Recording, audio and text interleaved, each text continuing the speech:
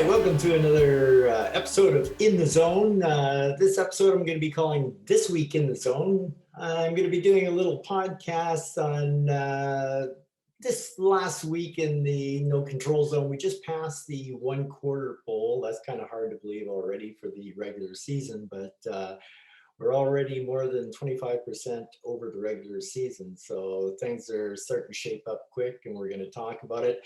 You guys might remember in the last few years, and that I used to do a weekly update. I used to write it down and tell you how everybody was doing. Well, I'm going to kind of do that very thing, except I'm switching it over into this format, into video format instead of writing it down. So I'm going to be talking about how the teams did this week and what the results are, how they're looking for playoffs and whatnot. And don't forget, we got the power rankings with the fancy stats. I'll be reporting on the fancy stats. The fancy stats always knows who's a real team and who's not a real team, a contender or a pretender. Are you a pretender or are you a contender? Fancy stats will let you know all about that, let me tell you. So we're going to jump into the week and we're going to be talking about that stuff. And hopefully in the up and coming weeks, I might be able to get a guest host to come on with me. I think it'd be a lot of fun because as we're going through the week, we can have a lot of laughs and maybe do a little bit of trash talking. But I'd like to pick a whole bunch of different guests if you guys want to come on. I know RK is showing some interest. So RK, here on this very podcast, I'm going to throw it open to you to be next week with me in this format, and we'll do it together and discuss it. If you're up for it, we'll do it next Monday night. If that's good for you, and I'm sure Al's gonna want to do a podcast or two of this as well. It could be a lot of fun. All right, so let's delve into the week then. Let's talk about the Langway division first, because the Langway division is the only division that is sporting an undefeated team. Who could that be?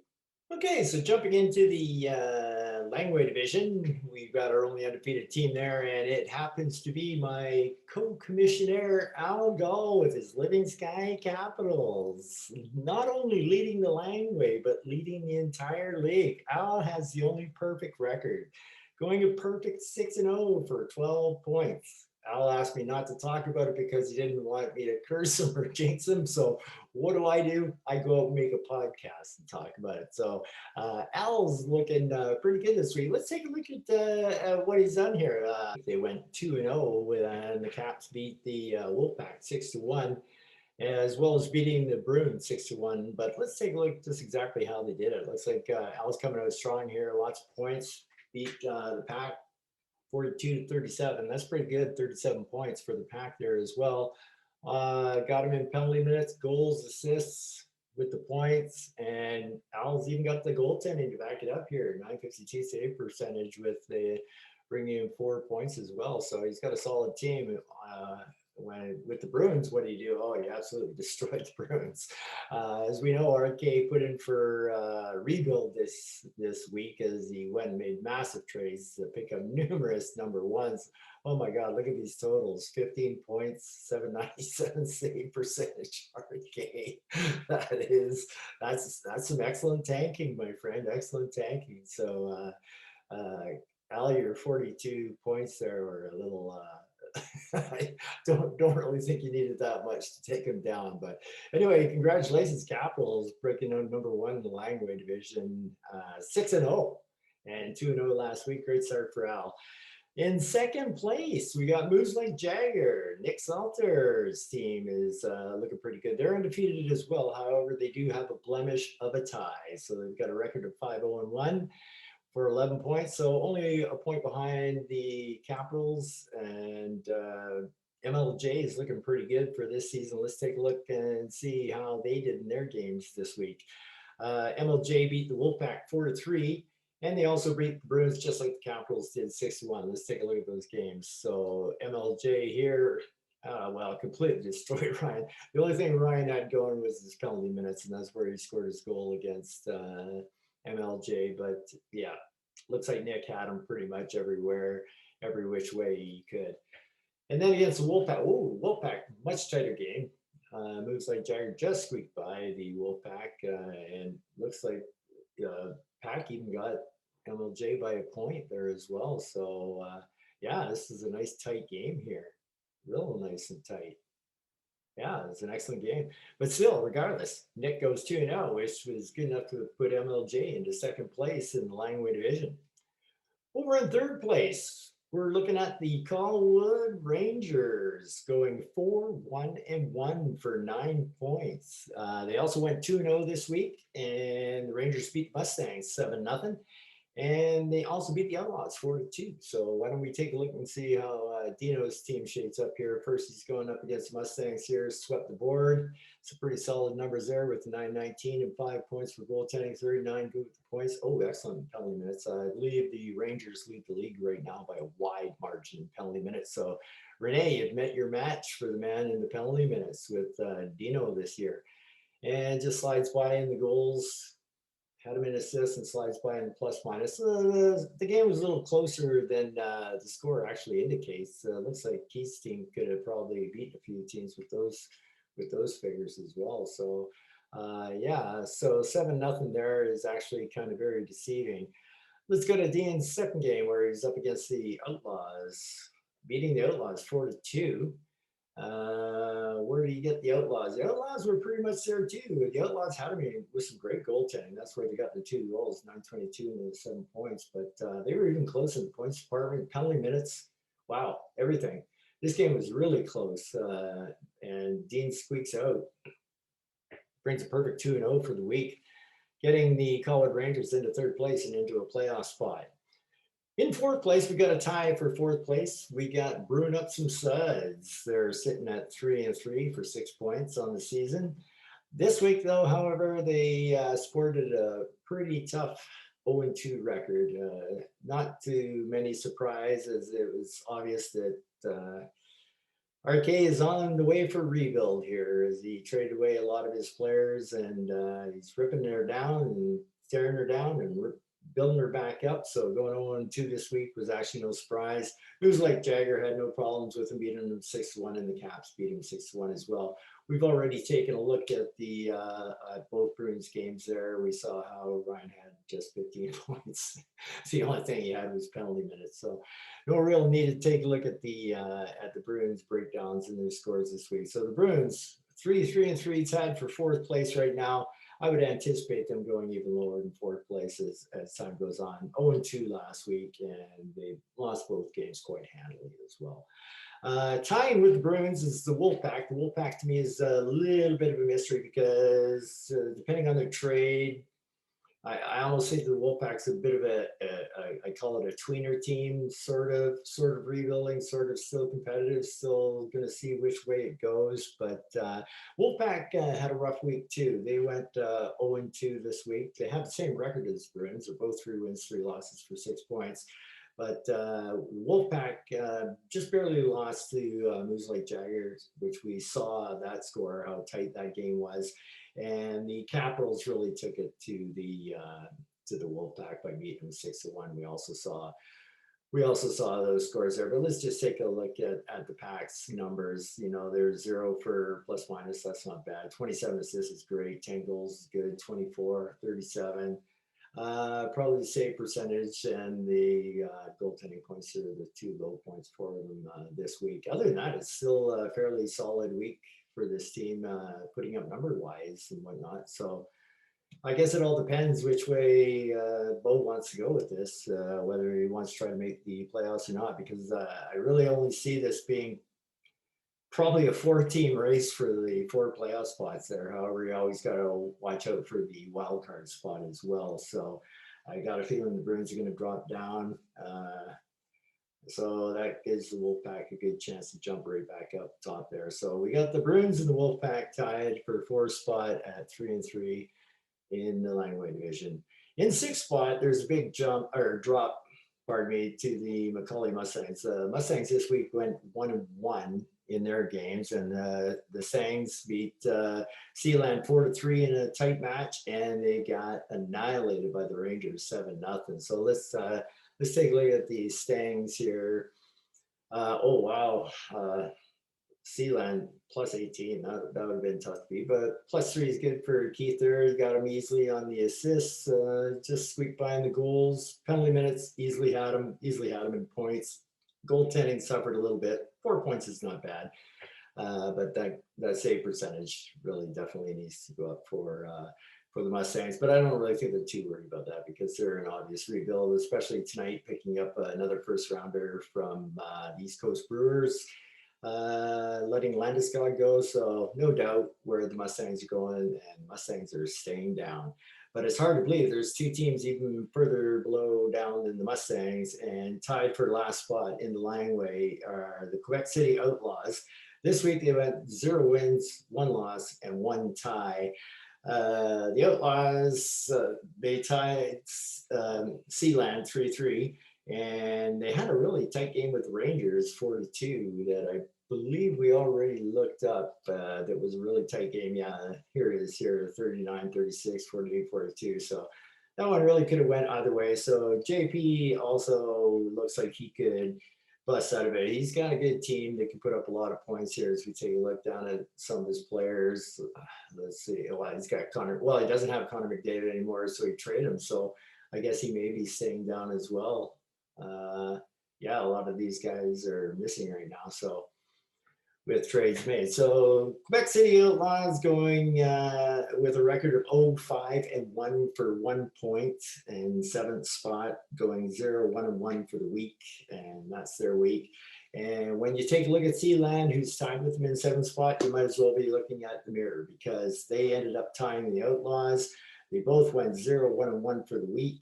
They both are 0-5-1 for the season. And so Sealand, they tied the game 3-3 against the Outlaws, and we saw the game with their Stangs that they lost 4-3. That one was a little bit closer. But that's where we stand with the Langway division right now. The Capitals leading the way, and it looks like we got 3 teams that are going to be nowhere near competing, possibly 4. It may be an easy run to the playoffs for a 4th place team that wants to get there. Of course, hoping that they can beat the Bossy Division's 5th place team for the wild card spot. So that always is one thing that you got to watch out for. So that's what we got on the Langway division. Next up is the Bossy Division.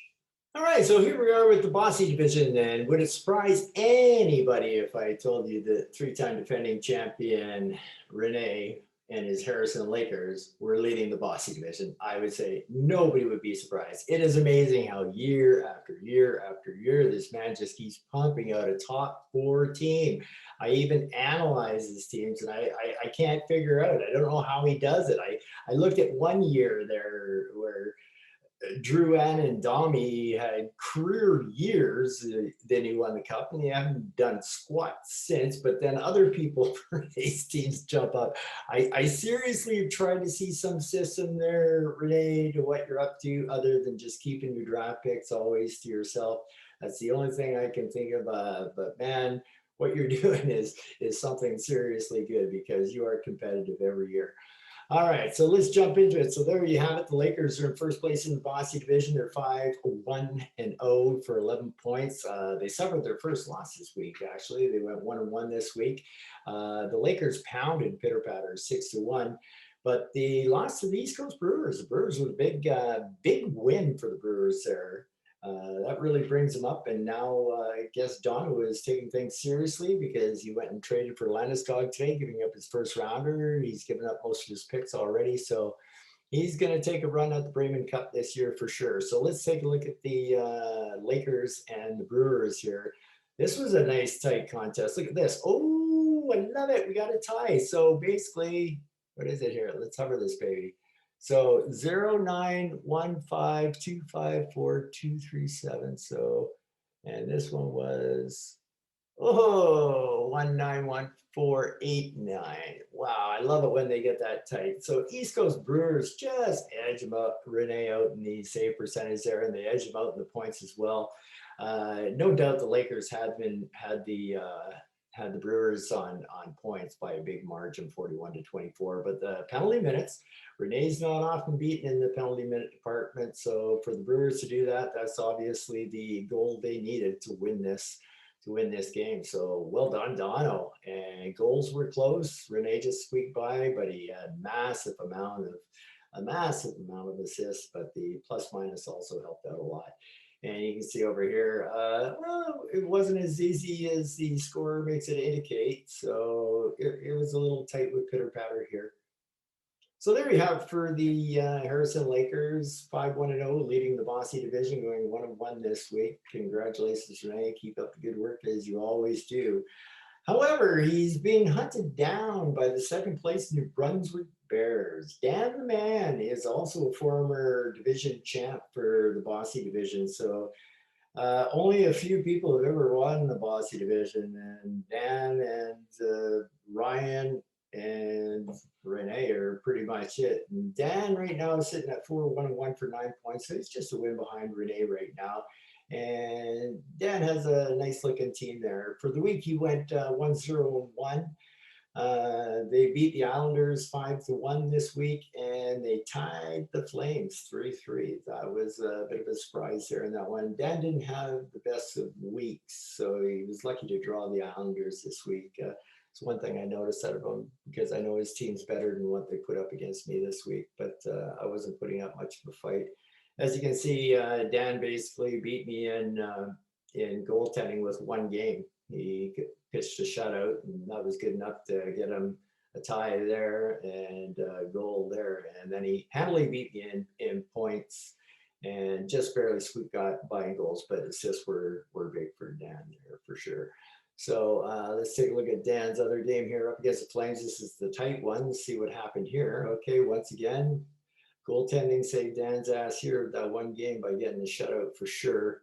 Yeah, the shutout saved Dan in this game for sure, or else it looks like the Flames would have won. But look how close it was. 33-32, 32-29 in penalty minutes, 10. Oh my, this is an excellent game. The only part that's a big disparity is in the plus minus here, minus 16-4. So a 20 goal difference there. And other than that, really, that could have been the Flames' victory. But Dan still walks out of this week 1-0-1 for his overall record at 4-1-1, which will keep him solidly in second place in the Bossy division. In third place, I got to tell you, I'm really happy about this one. I'm really surprised because congratulations to the Calgary Oilers sitting in third place right now with a 4-2-0 record for 8 points. I got to tell you, Ryan Driscoll totally emptied out his team. I guess he knew that he was going to be leaving, which is fair. It's exactly what I would do. I would lay it all on the line and go for the championship if I knew it was going to be my last year as well. But I got to tell you, what Blake has done with this team is really amazing. I mean, he has pulled off a ton of trades and come out on the good side of a lot of trades. And if ever there was ever an owner that took a team and made it his own in such a quick period of time, is Blake. Like this team has Blake's stamp all over it, and he's sitting at 4-2 right now. And he had an excellent week at 2-0 for the week. The Oilers beat his probably. I'm guessing this is his biggest rival because I know they hang out and have a few bevies together. But beating the Flames must have felt really good for Bilake for sure. 6-1 over the Flames, and the Oilers also had an easy time of it with the Islanders. So let's take a look at how Blake did it. Oh my, look at the points for Blake though. 50 points, that is outstanding. And goaltending points, he's huge up in the goaltending points. Just barely lost out by a thousandth of a percentage in the save department. But if he's got goaltenders, he can get you 7 points. Odds are this goal save percentage will go up in time. So this is looking like a solid team. Even the 26 points, even though the Islanders beat him in that category, thanks to Matt Barzell and his hothead for getting a misconduct.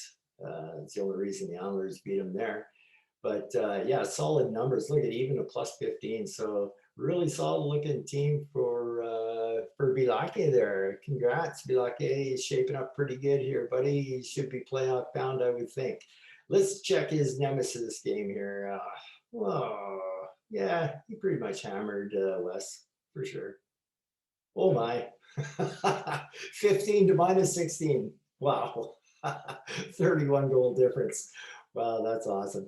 So great week for Blake. 2-0 this week and leaving him with a record of 4-2 for 8 points and good for a solid spot in third place. And he is tied by the flying colors. Garrow, congratulations getting into a playoff spot. I believe this is year 4 for Garrow. Garrow is yet to make the playoffs. So if ever there was a time, this looks like the year that you might want to take a crack at taking a run at it. They're sitting at 4-2 for the season, was 2-0 for the week. Flying Colors beat Pitter Patter 5-2, and they also beat the Brewers 5-2. So an excellent week for Darrow. Let's take a look how he did here. Uh, Playing up against Pitter Patter, wow, some excellent goaltending points at 9, decent save percentage. Just lost by a point in the points. Had him well in the penalty minutes, and pretty tight in the plus minus. Even though that's not a great plus minus for Flying Colors, but still good enough to get them the win. That's for sure. And they took the Brewers on as well. They beat them in goaltending solidly, and then the points just seemed to carry them through. And once again, suffering a little bit in the plus minus, but overall, still a good week for Darrow. Darrow tied for third place and the final playoff spot in the Bossy division with the Oilers. Both of them are 4-2. Both had weeks of 2 wins and no losses. So it should be interesting to see who's going to take advantage of this one and jump into it. All right. Sitting in fifth spot is the East Coast Brewers. And the East Coast Brewers have let it known that they are all in for this year. They are going for it. They've made several trades, just pulled one off a few hours ago, getting Gabriel Landeskog for their first round draft pick. So the Brewers are getting ready to take a run, and they just beat the Harrison Lakers. So if they got the capabilities to beat the Harrison Lakers, they got the capabilities to make the playoffs. They got capabilities of doing some damage as well. The Brewers had for me, it's a strange week because I'll call it strange. They were 1-1. And the reason I call it strange is because they beat the Lakers 4-3, and then they ended up losing to the Flying Colors 5-2. So if I was going to guess their record was 1-1 for this week, I would have had them figure the scores would have been different.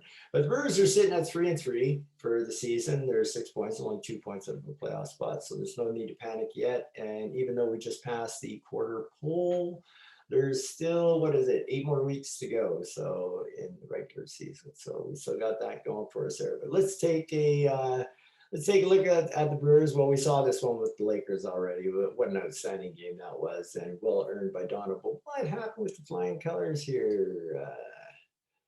Just got beat by a couple there, 3 there, or no, correction. Yeah, got beat by a couple there, 3 in the assists, only 5 in the points, 2 1,000ths in the save percentage. Yeah, so, sometimes that'll just happen with the matchups and how it works and whatnot. So in fifth place in the Bossy division is Donna with East Coast Brewers. 3-3 is their record, going 1-1 this week. And they've served notice with their trade for Landeskog, so they're getting ready to come. Now, dropping down to sixth place, we have a team that's put out basically a different message. Pitter Patters basically said, we are on the rebuild. Pitter Patter is sitting right now with 3 first-round picks, second only to RK, who has 4 first-round picks. And then we've got a couple of teams now, I believe, with 2 first-rounders. I think it's the Mustangs, and I would have to check who the other one was, but there is another team. It could be the Outlaws. I can't remember. But anyway, Pitter Patter are sitting at 2-4 at 4 points, and they're 4 points out of a playoff spot right now. But this week they went 0-2, and that is really to nobody's surprise due to the fact that they're in the rebuild stage. This week they got pounded by the Lakers 6-1, and Flying Colors took them down 5-2 as well. So let's take a little bit of a look at that. All right, they were well below, but they're playing the Lakers here, so that's always a hard one to judge off of. Where's their other game here? Pitter Patter, Pitter Patter. I do believe that we've already seen it anyway. Why am I going blind? Somebody else, you can probably see this right now and say, Terry, it's over there. It's not there, isn't there? Oh, there we are. It's Flying Colors. So, oh yeah, they were side by side. So yeah, the Flying Colors one was close, but the goaltending let them down big time.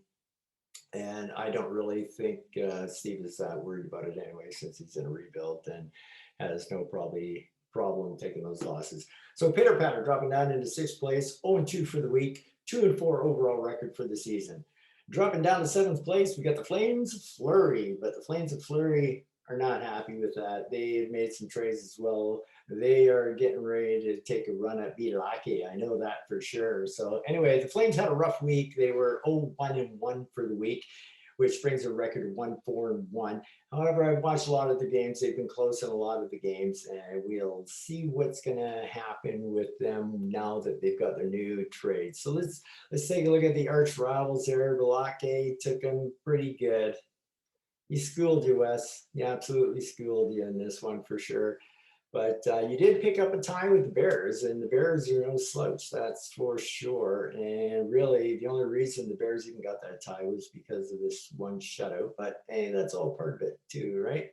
So a good close matchup there. So I wouldn't be counting out the Flames. I still think the Flames got a good shot at making the playoffs if they put things together and go on a little tear.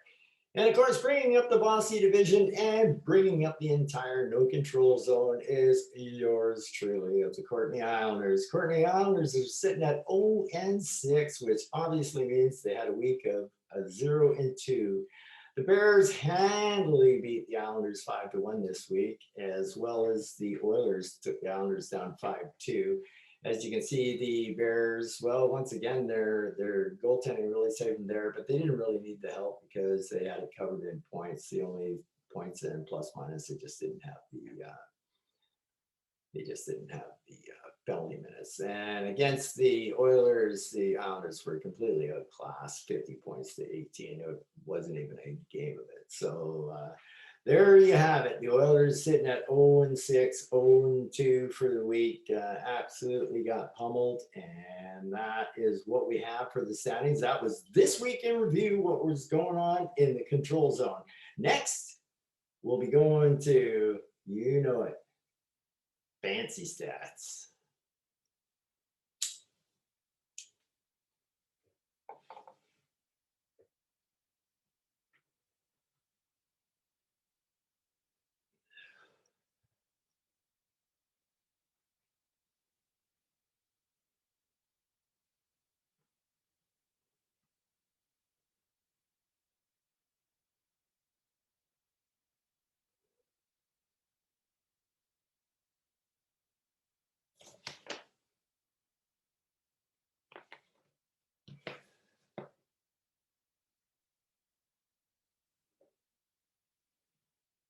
All right, here we go for the fancy stats. You guys know I love the fancy stats. Fancy stats are our version of what we call for advanced stats. And I know Dano has a good time rubbing me. What does fancy have to say? Well, I'll tell you, fancy is rarely, rarely, rarely wrong. And I'm telling you, that is the truth. And you know it. Fancy's predictions usually come true. And guess what? At the end of this one, Fancy has another prediction in the pretender or contender category. Are you the pretender? Or you contender? You'll find out shortly. All right, so usually what we do with the fancy stat, we always let you know who I think and Fancy thinks that are the top 5 teams in the no control zone. And I do a little bit of predicting off these fancy stats for everybody of what I think their teams are actually going to be doing. Most times, more than not, I'm right. I'm just throwing that out there. Anyway, our honorable mention to get into the top 5, but didn't quite make it into the top 5, is our rookie to the no control zone, Bilake Driver. Well done, Blake. Well done. Well done. Yep, you got yourself a 6th place recognition.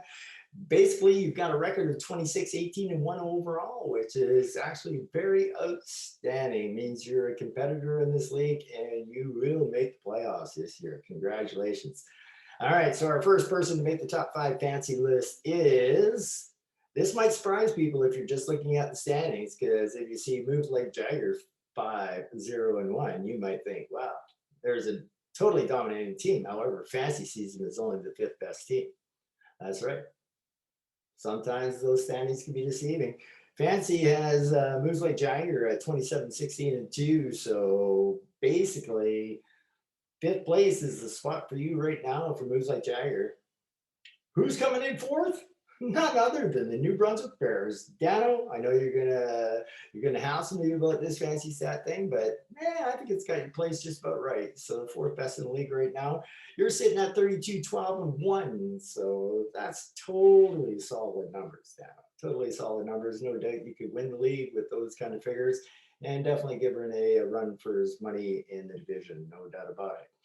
Coming in third place has been a team that's been rebuilding for a while. Congratulations to Dino and the Colwood Rangers. Third overall in the league right now, it says Fancy at 35, 8, and 2. Those are some solid numbers, Mr. Wolberg. Yes, indeed.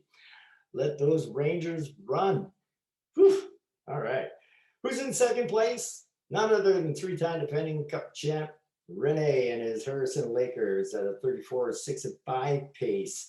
Fancy sees the Lakers up there again, as they very well are, at riding atop the standings of the Bossy division. But lo and behold, who does Fancy see as number one? Oh, Al, I know you're smiling right now. The Living Sky Capitals, the clouds have opened, the sun is shining, it's raining down on a co-founder. 6-0, but don't worry, Al, I won't say anything to jinx your 6-0. I'm sure you'll be 8-0 by the end of the week. You know I'd never do anything to purposely try to trip you up, right? Anyway, congratulations going to Al. Basically, he's got the numbers to back it up. 37, 6, and 2 gets him number one in the no control zone right now. So basically, the true stats and the fancy stats right now are pretty similar, which is surprising because usually at the start of the season is when a lot of discrepancies can happen. However, with saying that, that now brings me to the portion of the podcast that's called Pretender or Contender. Which are you, pretender or contender? Now, a contender would be somebody who's not in the playoffs right now, or is in the playoffs but really should be leading the division.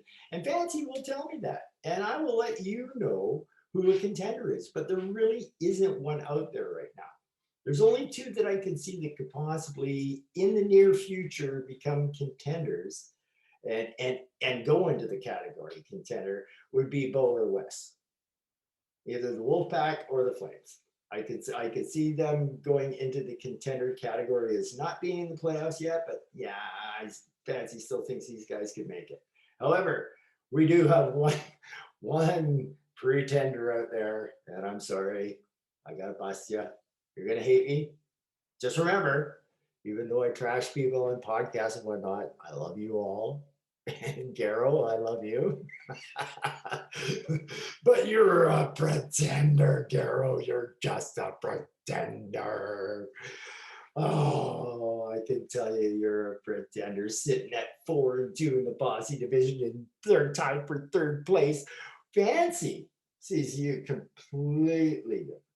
Completely different. Fancy sees you as 12, 28, and 5. And I'm telling you right now, and I'm telling the rest of the league right now, flying colors will drop, and they will drop hard. Now, prove me wrong, Garrow. I dare you. All right, so that's what we got for fancy stats and pretender and contenders for this week. And just going to leave you with one last thought. I usually like to talk about the games going on right now, they're going on right now, but usually I like to talk about a couple of games of the weeks, and we definitely have a couple of good matchups this week. We have the Capitals and Moose Lake Yager playing each other. The Capitals are 6-0, remember, and the MLJ is 5-0-1. So basically for first place, and right now, currently at the time of this taping of this episode, the Caps were leading 4-3 in that game. Still early in the week in that, but that's definitely the game of the week. Our second game of the week would probably be the Calgary Oilers and the New Brunswick Bears. They're pretty tight up there. Dano is 4-1-1 and Blake's 4-2-0, so that should be a good matchup. And at the time of this taping, the Oilers were beating the Bears 5-1. But once again, I said it's early in the week. So listen, guys, I just want to let you know that's the podcast that I have for tonight. As you can tell, I'm having a lot of fun doing this stuff, and I'm out there trashing you guys and that. so feel free to put something in the comment section and trash me right back, especially if you think I'm wrong. It's all in fun, guys, and I'm trying to bring our league to a different level if I possibly can. And like I said, I'm having a lot of fun with it. I hope you enjoyed it. Give me some feedback. I really think this could be a fun podcast each week with a co-host. I think we could have a lot of fun debating a few things out on this podcast. So that's what you have for this week in the zone. I'm your host TK. I hope you enjoyed it. If you took this amount of time of your lifetime to listen to me speak, well, God means I love you. Mwah. Mwah. Cheers, guys.